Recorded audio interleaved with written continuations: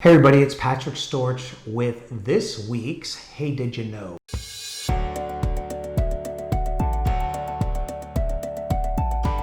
So, hey, did you know what a loan-to-value ratio is? A loan-to-value is the difference in how much money you're putting down on a house to what the purchase price is. So your loan-to-value, if you put down 5% on the contract, then your loan to value is 95%. If you put down 20% on a house, then your loan to value is 80%. Okay? Now, if you put down 20% and you're at an 80% loan to value or less, then you do not pay PMI, private mortgage insurance. Now, this is on a conventional loan.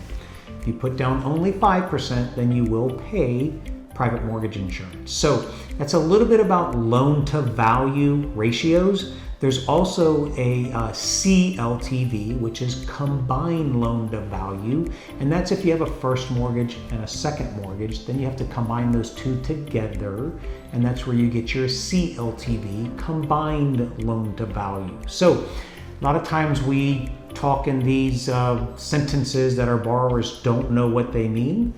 That's what it means when you hear loan to value or CLTV, combined loan to value.